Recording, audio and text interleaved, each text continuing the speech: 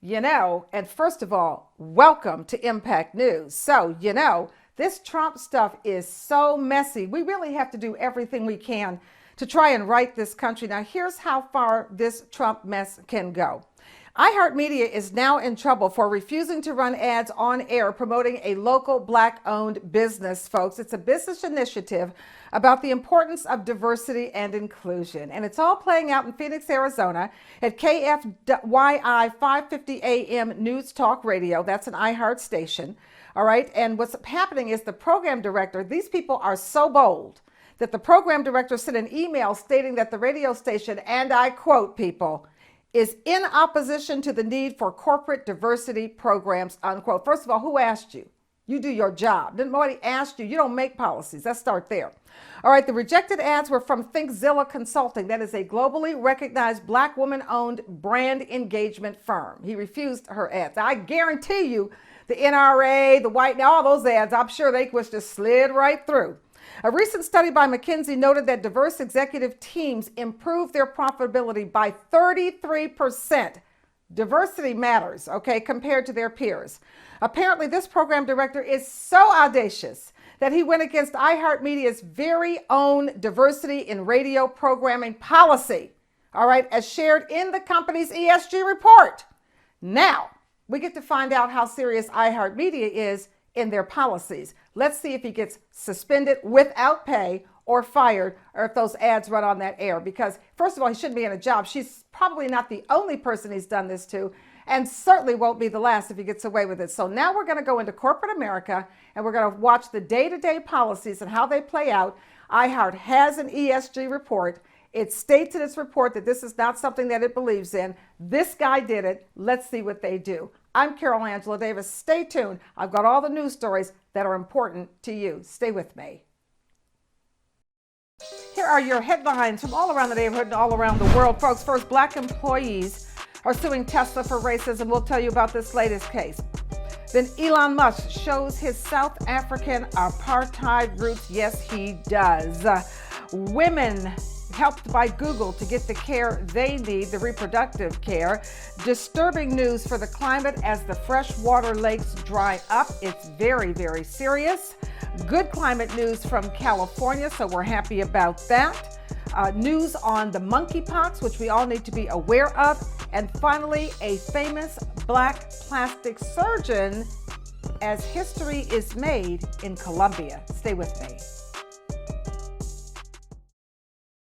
More than a dozen Black employees are suing Tesla for creating a hostile work environment. We've told you about this story before. This is actually another new lawsuit, okay? It's happening at Tesla's factories, they say. The lawsuit was filed June 30th by 15 current and former employees. They're accusing Tesla of overlooking Black workers for promotion, also allowing employees to use racial slurs without punishment, failing to remove racist graffiti, including the letters KKK from bathroom stalls.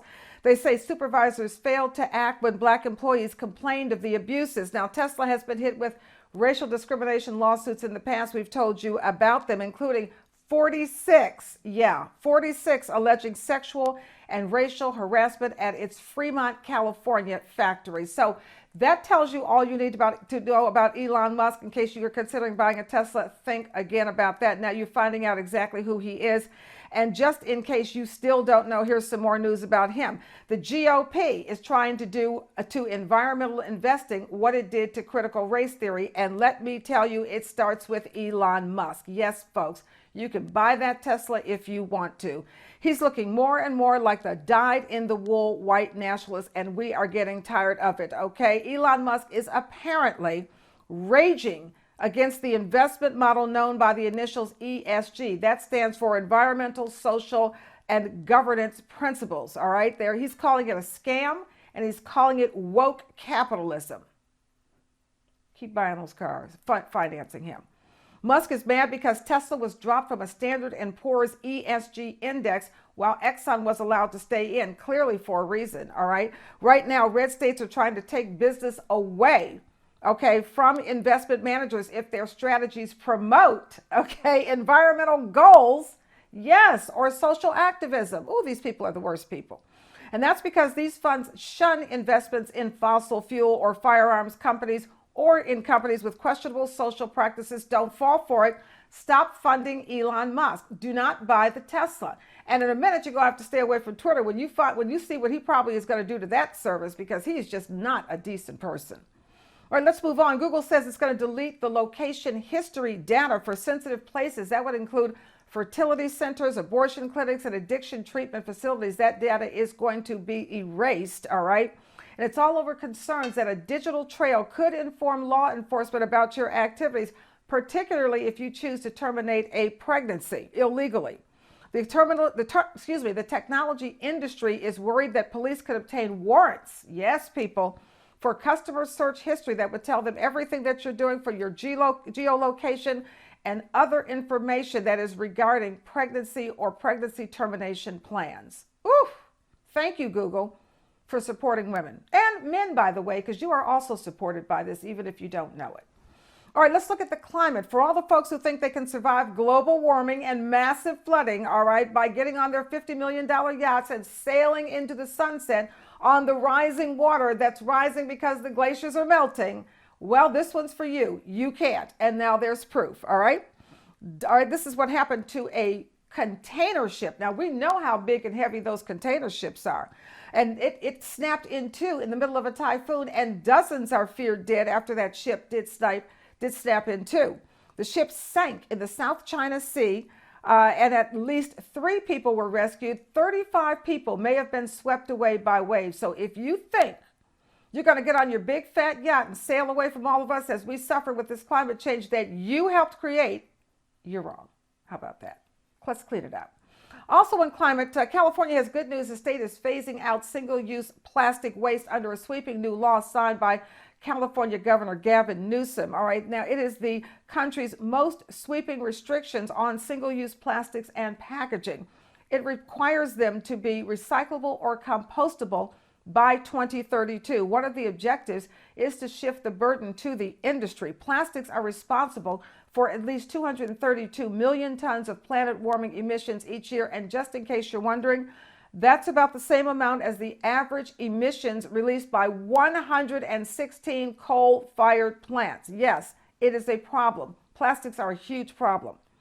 All right, now, this is something that's also very disturbing because it's a new study that reveals that Earth's bodies of fresh water, the water you drink, fresh water, that fresh water are evaporating at a greater rate than previously realized. Natural and artificial lakes, they adorn around 5 million square kilometers of Earth's surface. They contain almost 90%, yeah, people, of our planet's fresh liquid. Yes, people.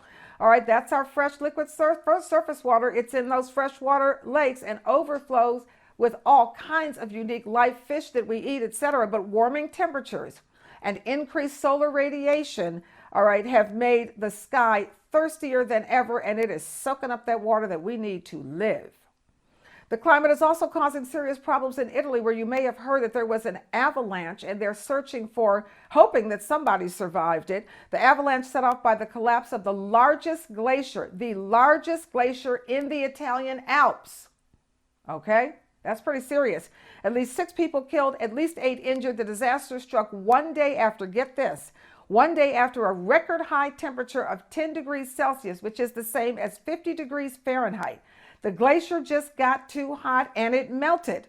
And look what happened. This is real. This is happening every day. All right, let's move on. I'm going to move on to your health. Infectious disease experts are worried. Public health experts, they are worried about the Biden administration's reaction to monkeypox. They say he's being too slow to respond and that the U.S. is at risk of losing control of the disease. Now, unlike COVID-19, monkeypox is not a novel virus, and the strategies to reduce the spread are very well known. Testing for monkeypox just involves swabbing a skin lesion. The White House says it is making 1 million doses of a vaccination available throughout the year in case you want it. All right. Then let's go on to some good news. Okay, here's the first Black plastic surgeon. This is amazing. First Black plastic surgeon to be formally fellowship trained in transgender surgery. Yes, ma'am. Oh, yes. His name is Dr. Jude Opoku Agayeman. He is a highly skilled, board-certified plastic and reconstructive surgeon. He serves patients here in the United States and all over the globe. You should know that he completed his medical education at Des Moines University in Iowa. Well, congrats to him. And then finally today from South America, the South American country of Colombia, where history has been made. As 40-year-old Francia Marquez has been elected vice president. Yes, you heard me correctly. It's the first ever Black vice president. Okay, she is a very well-known lawyer there in Colombia, a longtime Afro-Colombian activist. She spent decades fighting for human rights, also for environmental rights. In 2019, you should know, she was named one of the most influential women in the world by the BBC. Colombia is the third largest country in South America. It has the third largest Black population outside of Africa and the second largest in Latin America after Brazil. Congratulations. We are making headway everywhere, and they are fighting tooth and nail, because the problem what's happening is competence is actually winning. They're not competent, so they can only use violence and suppression to win. I'm Carol Angela Davis. Thanks for watching. Stay with me. Ask Dr. K, Crypto Convos, the International Report, the Missing and the Slay Word. Stay with me. Time to level up that vocab, folks, with your Slay Word of the Week. And this week, the word is scintillate. That's scintillate.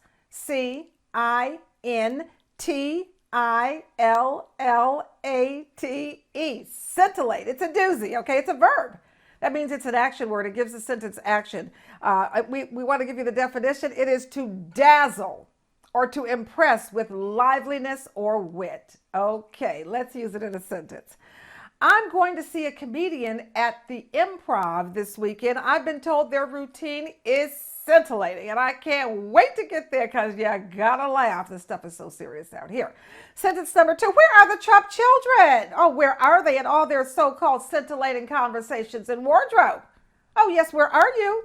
They've pretty much gone underground now that the January 6th committee is closing in on them and their dad. I guess they weren't as scintillating as they thought. Scintillate. That is your Slay Word of the Week. Use it and level up your vocab. It means to dazzle or impress with liveliness or wit. I'm Carol Angela Davis. Stay tuned for more. Anyone who thinks that slavery ended in the 1860s with the signing of the Emancipation Proclamation are grievously wrong. If we caught a bird, we ate through the feathers and ate the bird. We didn't have nothing to cook on. We didn't have no stove. You know who you are and who we are. We're still on that big plantation. She was bonded to them until they died. She was their slave. They said, well, we're going to be killed tonight. Could that same white dude keep terrorists there? Or Russian spies? Or the KGB? And the government wouldn't know it? No. They thought I was beat so bad that I couldn't do nothing, but I did.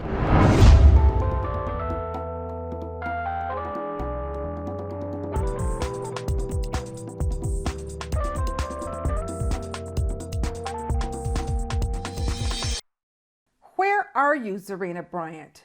This is our missing segment where we feature African American females who are missing, and we are featuring you because we're looking for you, and with the community's help, we're going to find you. Here's the profile. 14-year-old Zarina Bryant was last seen on May 5th on the east side of Indianapolis, Indiana. Police say her last known location was in the area of 3000 North Webster Avenue near 30th and Arlington Streets. Zarina Bryant is 5 feet tall. She weighs about 187 pounds with black hair and brown eyes. Anyone with any information about Zarina's disappearance should call 911 or go to Crime Stoppers of Central Indiana. Just Google their website. Where are you, Zarina Bryant? We are searching for you, and with the community's help, we will find you. Carol Angela Davis here with Dr. Inyang Ebong Harsham, who, as you know, is in Tanzania reporting for a month. So we're learning a lot about what's going on in Africa. Welcome, Edie. Thank you, Carol. As you know, I'm here working on education, so it's a big subject for me. And I just wanted to tell you about the fact that up until today, girls who got pregnant in Tanzania at the young age of 14, 15, so teen pregnancies, were not allowed to return to school. This was a law that was on the books from the 1960s, and the previous president, John Magufuli, who died recently of COVID, had put in place an edict that banned girls who got pregnant from going back to school. He saw it as encouraging prostitution and rampant sex before the age of consent and before being married. So he banned them from going to school. And the activists fought and fought, both inside and outside of Tanzania, to get the law lifted. And today it was finally lifted. Why? We have the first woman president in Tanzania, and she came in and she saw that situation and she decided, no, girls have a right to continue with their education. Thank you so much, Edie. It's so interesting that we had to get a woman president there in Tanzania to make that happen. And that's why women have to be more in power all over the world, because we know the war on women is real. It's certainly happening here in the United States. And we thank you so much for bringing us the information from Africa so that we understand exactly what the issues are and what's going on the mother continent, and particularly in Tanzania. Thank you. Thank you, Carol. Have a good day. We are back with your crypto convos with Lionel the Builder Sapp, and we all know, Lionel, welcome, but crypto, it's all so bloody. What do you want us to know this week?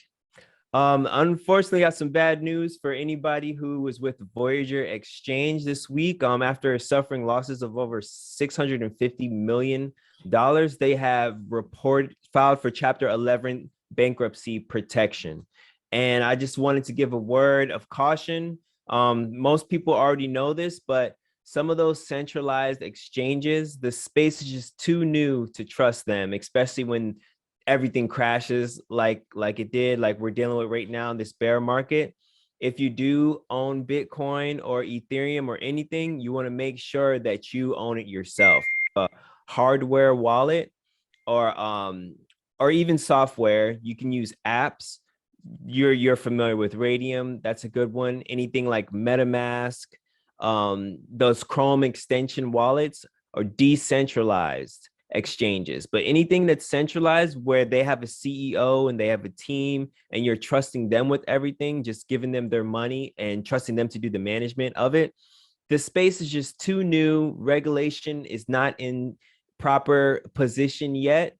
Although I do definitely 100% believe that it will be one day, it's just not there yet. And I also think that the establishment is using this as a reason to further crack down on regulation, which honestly, when I started into crypto, I was all against regulation, but I think that is what we need, so that people can get their money back. And then the billionaires will trust this space and we can move on to using this digital currency for all of the ways that it can help the world. Thank you so much. It's so interesting. I can't imagine what those people are thinking who were involved in that company, that Voyager. That's got to be really, really challenging for them. But we thank you so much for keeping us updated on the crypto space and letting us know what we should be looking at, how we should try to protect ourselves. So I hope you'll stay tuned. This is a kind of a bloody time for crypto, but it's a time when you can actually learn a lot about crypto, because we all know it's all going to turn around and we want to be in a position to take advantage of it. Thank you so much, Lionel the Builder Sapp. Thank you. Thank you. See you next week. I am Carol Angela Davis, and we are here with the final segment of our show every week, because we always close the show out with YOU in mind. And that's why Ask Dr. K is here, because she's working on your longevity. Hey, Dr. K. Hi, thanks for having me. Today, I want to talk about oils, specifically the seed oils, corn oil, sunflower oil, soy oil, safflower, rice bran, refined palm. These are all seed oils. They come from corn seeds, chia seeds, flax seeds. So you hear those names, chia, flax, those are healthy seeds. They come with a shell. They're eaten in small quantities. But what happened starting in the 1940s is that they were refined, which means that a lot of the good was taken out and a lot of chemicals were put in. And since that time, we're seeing the rise of cholesterol, hypertension, obesity, diabetes. Then in the 90s, when production really ramped up, we're seeing these diseases really ramp up. The good oils, or the ones that are anti-inflammatory, are olive oil, refined palm oil, avocado oil, coconut oil, key word here being refined. So the seeds are good, but the seed oils are very, very bad. They are bathed in a chemical to bring out the oil, then they are bleached, and because they're bleached, they're deodorized. They're found in marinades, cosmetics, prepared foods, healthy foods, crackers, chips, all spices, rubs, etc. So what do? Well, we look for the healthy oils, and we also cook our food, and then we can control the ingredients. We make our own salad dressings. And so getting rid of this inflammation reduces chronic disease. It's so interesting because if you make your own salad dressing, I mean, theoretically, you could take your salad dressing with you to the restaurant if you wanted to. Oh, definitely. Oh, definitely. And again, the message of food as medicine has been for years, cooking at home. The seed is found in the produce aisle. The seed oil is found in the middle aisle, and it's refined. So the other thing is having our entire meal come out of that produce aisle is so beneficial for our health and our longevity. Refined oils, refined olive oil is the key word here when we're talking about food as medicine and longevity. Thank you so much, Dr. K. I'm Carol Angela Davis. This has been Dr. K. She's with you every week, making sure that you live a long and healthy life. Stay with us next week and every week as we bring you Impact News. For all of us here at Impact News, we wish you a wonderful week, and we'll see you next week. Thank you. I'm Otha Smith, CEO and founder of Tetragram, a mobile app for cannabis consumers to keep track of the products they purchase, rate the effectiveness of that product, and then share those personal reviews with others. I'm here today at Marion Main Dispensary in Capitol Heights, Maryland, owned and operated by my homegirl, Hope Wiseman. Please download the Tetragram app today and take control of your personal journey with cannabis.